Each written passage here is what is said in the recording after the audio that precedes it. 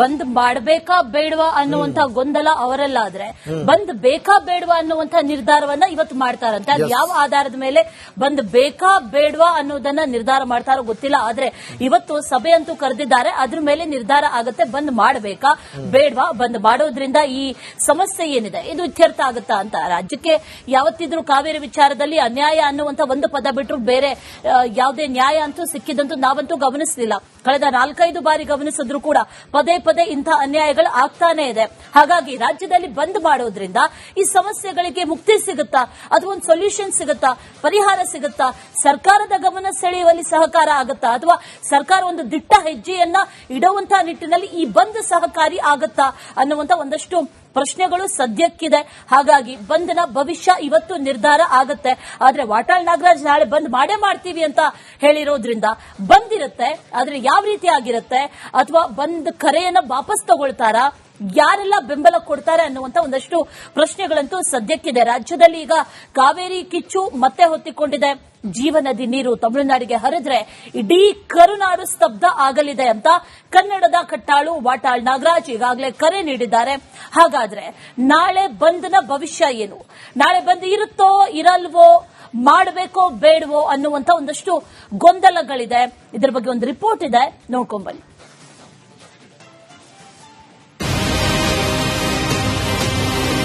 ಸಂಪೂರ್ಣವಾಗಿ ಕರ್ನಾಟಕದಾದ್ಯಂತ ಬಂದ್ ಆಗುತ್ತೆ. ಕಾವೇರಿ ನದಿ ನೀರಿನ ನಿಯಂತ್ರಣ ಸಮಿತಿ ಹೇಳಿದಂತ ಆದೇಶವನ್ನ ಸಂಪೂರ್ಣವಾಗಿ ತಿರಸ್ಕರಿಸಿದ್ದೇವೆ. ನಮ್ಮ ರೈತರು ಕಾಪಾಡಬೇಕು, ಕೋರ್ಟ್ ಆದೇಶ ಕೂಡ ಪಾಲನೆ ಮಾಡಬೇಕು. ಬಂದ್ಗೆ ರಾಜ್ಯದ ಸಾವಿರಾರು ಕನ್ನಡ ಪರ ಸಂಘಟನೆಗಳು ಬೆಂಬಲವನ್ನು ಕೊಟ್ಟಿದ್ದಾರೆ.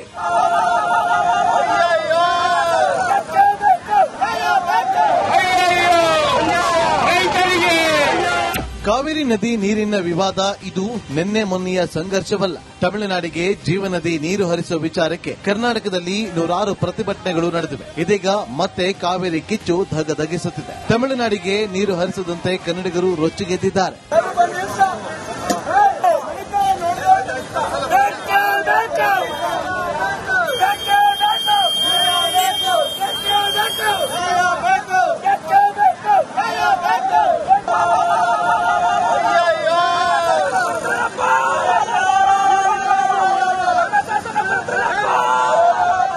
ಹೌದು, ಕಾವೇರಿ ವಿಚಾರಕ್ಕೆ ನಾಳೆ ಮತ್ತೆ ಕರ್ನಾಟಕ ಬಂದ್ ಆಗಲಿದೆ ಅಂತ ಕನ್ನಡ ಪರ ಹೋರಾಟಗಾರ ವಾಟಾಳ್ ನಾಗರಾಜ್ ಗುಡುಗಿದ್ದಾರೆ. ಯಾರೇ ಏನೇ ಹೇಳಲಿ ಗುರುವಾರ ಕರ್ನಾಟಕ ಬಂದ್ ಖಚಿತ ಅಂತ ಅಂದಿದ್ದಾರೆ.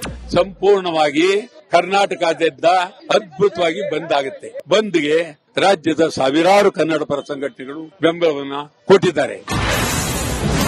ತಮಿಳುನಾಡಿಗೆ ಯಾವುದೇ ಕಾರಣಕ್ಕೂ ಕರ್ನಾಟಕದಿಂದ ನೀರು ಬಿಡಬಾರದು ಅಂತ ಒತ್ತಾಯಿಸಿರುವ ವಾಟಾಳ್ ನಾಗರಾಜ್ ಹಲವು ಬೇಡಿಕೆಗಳನ್ನ ಮುಂದಿಟ್ಟು ಹೋರಾಟಕ್ಕೆ ಮುಂದಾಗಿದ್ದಾರೆ. ಕರ್ನಾಟಕದಲ್ಲಿ ಪರಭಾಷೆ ದಬ್ಬಾಳಿಕೆ ನಿಲ್ಲಬೇಕು, ಆನೇಕಲ್ ಹಾಗೂ ಬಿಡದಿ ರೈತರ ಜಮೀನು ಕೈ ಬಿಡಬೇಕು ಅಂತ ಆಗ್ರಹಿಸಿದ್ದಾರೆ. ಜೊತೆಗೆ ಆಲಮಟ್ಟಿ ಜಲಾಶಯ ಎತ್ತರ ಆಗಬೇಕು, ಮಹದಾಯಿ ಕಳಸಾ ಬಂಡೂರಿ ಯೋಜನೆ, ಮೇಕೆದಾಟು ಯೋಜನೆ ಶೀಘ್ರದಲ್ಲೇ ಆಗಬೇಕು ಅಂತ ಒತ್ತಾಯಿಸಿದ್ದಾರೆ. ಮಹದಾಯಿ ಕಳಸಾ ಬಂಡೂರಿ ಕೂಡಲೇ ಆಗಬೇಕು ಅಂತ ಕೇಂದ್ರ ಸರ್ಕಾರಕ್ಕೂ ಒತ್ತಾಯ ಮಾಡ್ತಾ ಇದ್ದೀವಿ. ಬಂದ್ ಬೇಡ, ಬಹುತೇಕ ಸಂಘಟನೆಗಳ ಹಿಂದೇಟು. ಒಂದ್ ಕಡೆ ವಾಟಾಳ್ ನಾಗರಾಜ್ ಬಂದ್ ಅಂತಿದ್ರೆ ಕೆಲ ರೈತ ಸಂಘಟನೆಗಳು, ಆಟೋ ಚಾಲಕರು, ಕನ್ನಡ ಪರ ಹೋರಾಟಗಾರರು ಬಂದ್ ಬೇಡ ಅಂತ ಹೇಳ್ತಿದೆ. ಕರವೇ ನಾರಾಯಣಗೌಡ, ಶಿವರಾಮೇಗೌಡ, ಪ್ರವೀಣ್ ಶೆಟ್ಟಿ ಬಣ ಕರ್ನಾಟಕ ರಾಜ್ಯ ರೈತ ಸಂಘಟನೆಗಳು ಬಂದ್ ಬೇಡ ಅಂದಿವೆ. ಬಂದ್ ಆದ್ರೆ ಒಂದು ದಿನ ಉದ್ಯಮಕ್ಕೆ 1100 ಕೋಟಿ ನಷ್ಟವಾಗಲಿದೆ. ಹೀಗಾಗಿ ಹೋಟೆಲ್ಗಳು ಓಪನ್ ಇರಲಿವೆ ಅಂತ ಹೋಟೆಲ್ ಅಸೋಸಿಯೇಷನ್ ಹೇಳಿದೆ. ಯಾರು ಬಂದ್ ಮಾಡುವಂತ ಪ್ರಸ್ತುತವಾದ ವಾತಾವರಣ ಈಗ ಇಲ್ಲ. ಏನಾವತ್ತು ಬಂದ್ ಕರೆ ಕೊಟ್ಟಾಗಿದ್ದಂತ ವಾತಾವರಣವೇ ಮುಂದುವರೆದಿದೆ ಆಗಿದ್ರೆ ಇವತ್ತು ಬಂದ್ಗೆ ನಾವೆಲ್ಲರೂ ಸಾಕಷ್ಟು ಬೆಂಬಲ ಕೊಡ್ತಾ ಇದ್ವಿ. ಈ ಬಂದ್ ಸೂಕ್ತ ಅಲ್ಲ ಅಂತಕ್ಕಂಥದ್ದು ಒಕ್ಕೂಟದ ಸಾಕಷ್ಟು ಸಂಘಟನೆಗಳ ಅಭಿಪ್ರಾಯ. ಆ ನಿಟ್ಟಿನಲ್ಲಿ ಒಟ್ಟಾರೆಯಾಗಿ ಈ ಬಂದ್ಗೆ ನಾವು ಬೆಂಬಲವನ್ನ ಕೊಡ್ತಾ ಇದೀವಿ. ಕೊಡ್ತಿಲ್ಲ ಅನ್ನೋದಕ್ಕಿಂತ ಈ ಬಂದ್ ಬೇಡ ಅಂತಕ್ಕಂಥ ವಿಷಯ ತಿಳಿಸಕ್ಕೆ ಇಚ್ಛೆಪಡ್ತೀನಿ. ಸರ್, ಇವತ್ತು ಮಳೆ ಬಂದಿದೆ. ಮಳೆ ಬರದೇ ಇದ್ರೆ ಖಂಡಿತ ನಾವು ಅವರಿಗೆ ಬೆಂಬಲವನ್ನು ಕೊಡ್ತಾ ಇದ್ವಿ. ಯಾಕೆಂದ್ರೆ ಈ ನಾಡು ನುಡಿ ಮತ್ತು ಜಲದ ವಿಷಯದಲ್ಲಿ ನಮ್ಮ ಚಾಲಕರು ಯಾವತ್ತೂ ಒಂದೇ ಇರ್ತಾರೆ.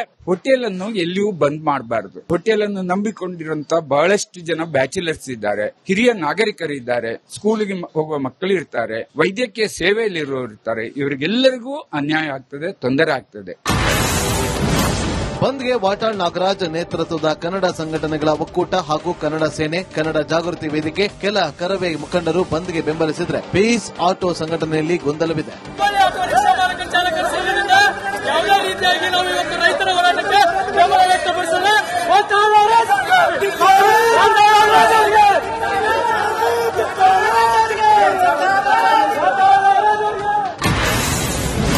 15 ದಿನದಲ್ಲಿ 16 ಟಿಎಂಸಿ ನೀರು ಹರಿಸಲು ಆದೇಶ.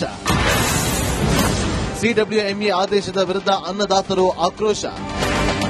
ಸಿಡಬ್ಲ್ಯೂಆರ್ಸಿ ಶಿಫಾರಸು ಎತ್ತಿ ಹಿಡಿದ ಸಿಡಬ್ಲ್ಯೂಎಂಎ ಆದೇಶದ ವಿರುದ್ಧ ರೈತರು ರೊಚ್ಚಿಗೆದ್ದಿದ್ದಾರೆ. ನಾಳೆ ಮಂಡ್ಯದಲ್ಲಿ ಬೃಹತ್ ಹೋರಾಟ ನಡೆಸಲು ಸಜ್ಜಾಗಿದ್ದಾರೆ. ಯಾವುದೇ ಕಾರಣಕ್ಕೂ ತಮಿಳುನಾಡಿಗೆ ನೀರು ಹರಿಸಬಾರದು ಅಂತ ಪಟ್ಟು ಹಿಡಿದಿದ್ದಾರೆ. ಪ್ರತಿನಿತ್ಯ 12,000 ಕ್ಯೂಸೆಕ್ಸ್ ನೀರನ್ನ 15 ದಿನಗಳವರೆಗೆ ಬಿಡಬೇಕು ಅನ್ನುವಂತ ಆದೇಶ ಏನು ಸ್ಪಷ್ಟಪಡಿಸಿದರೆ ಹಿತರಕ್ಷಣಾ ಸಮಿತಿ ಸಂಪೂರ್ಣವಾಗಿ ನಾವು ಖಂಡಿಸ್ತೀವಿ, ವಿರೋಧಿಸ್ತೀವಿ. ಯಾವುದೇ ಕಾರಣಕ್ಕೂ ಈ ಆದೇಶ ಜಾರಿಗೊಳಿಸಬಾರದು, ನೀರನ್ನ ಬಿಡಬಾರದು ಅಂತ ಹೇಳುವ ಒತ್ತಾಯವನ್ನ ಕರ್ನಾಟಕ ಸರ್ಕಾರಕ್ಕೆ ತಿಳಿಸ್ತಾ ಇದ್ದೀವಿ.